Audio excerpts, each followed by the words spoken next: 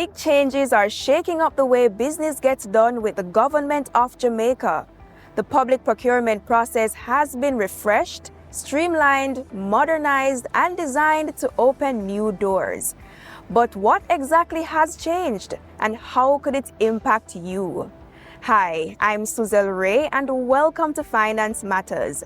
Today we discuss all the key changes to the government's public procurement process and how it will drive efficiency and improve productivity. Joining us to discuss and tell us more about this is Jovel Barrett, Chief Public Procurement Policy Officer within the Ministry of Finance and the Public Service. Remember to like, share, and subscribe to our YouTube channel. Follow the Ministry of Finance on Facebook, Instagram, X, LinkedIn, TikTok, and Threads to see all the episodes and highlights. Mr. Barrett, thank you so much for joining us today. Thank you very much for having me. Firstly, there has been an increase in the GOJ procurement thresholds. Can you tell our viewers what those increases are and what key changes have been made to the Public Procurement Act?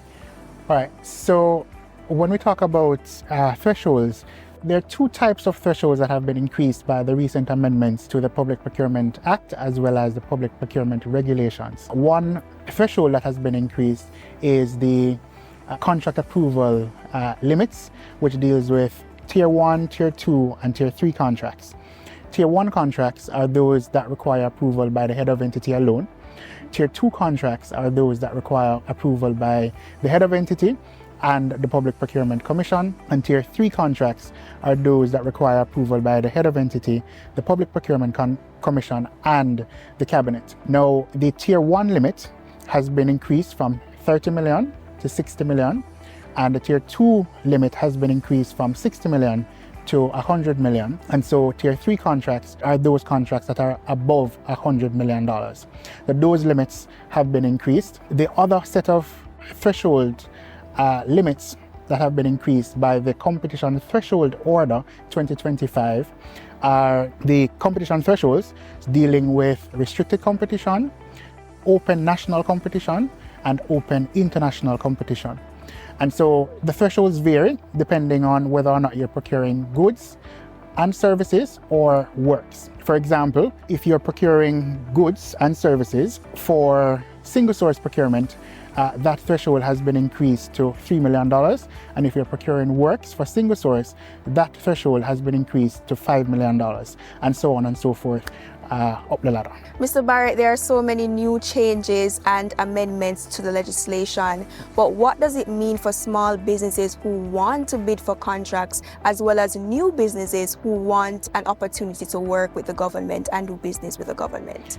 Well, Suzelle, one of the important change that was made in the Public Procurement Amendment Act 2025 is an amendment to Section 23, which makes it clear that essentially the default method of procurement should be open competition, right? And so that includes open national competition or open international competitions, which invites bids from an unrestricted number of suppliers, depending on whether or not it is international or national. And what that means, Suzelle, is that new persons who are coming into business, who want to do business with government, have the opportunity to participate in those open bidding and to be able to succeed in winning a contract with the government. Do these changes impact transparency and accountability in how contracts are awarded?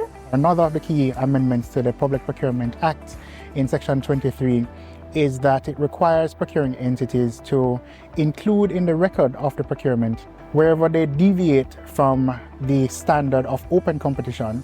So for example, if they use restricted bidding under Section 24 of the Act or single source procurement under Section 25 of the Act, they need to state in their records and have put down the reasons for deviating from open competition.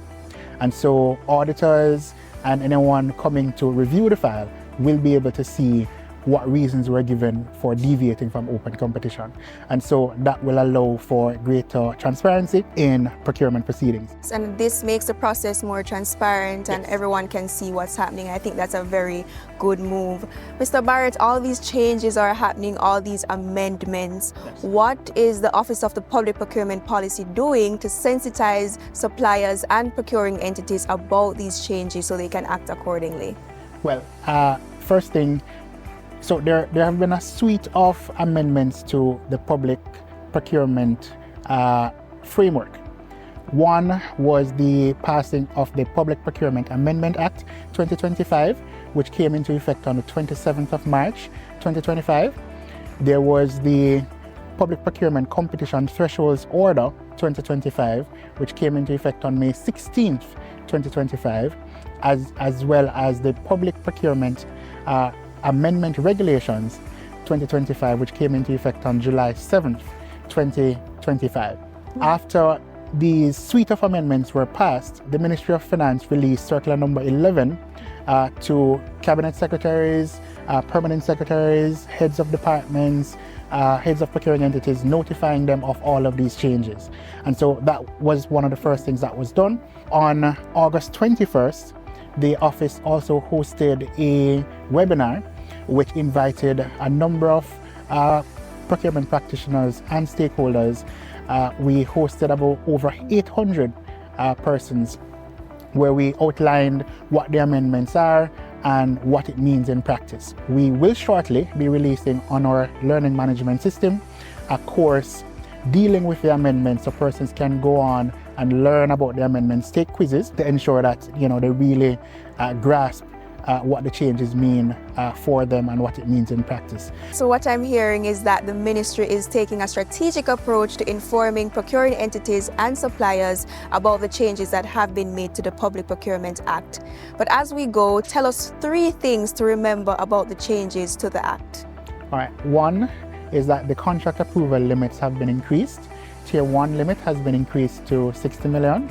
Tier 2 limit has been increased to 100 million, and Tier 3 contracts are those that are above $100 million. The second important thing to remember is that the Act now requires that the default method of procurement should be open competition, and that procuring entities are only allowed to limit competition in limited circumstances outlined in sections 24 and 25 of the Act. And finally, all of the changes are posted on the website of the Office of Public Procurement, which may be found at procureja.gov.jm. Mr. Barrett, thank you so much for coming on our program today and telling us about the changes to Jamaica's public procurement process. And thank you for joining us on this episode of Finance Matters. Remember to follow us on social media at MOF Jamaica and tune in next week as we continue to demystify the economic and fiscal policies and initiatives implemented by the government to empower Jamaicans as we chart a path to Jamaica's economic prosperity.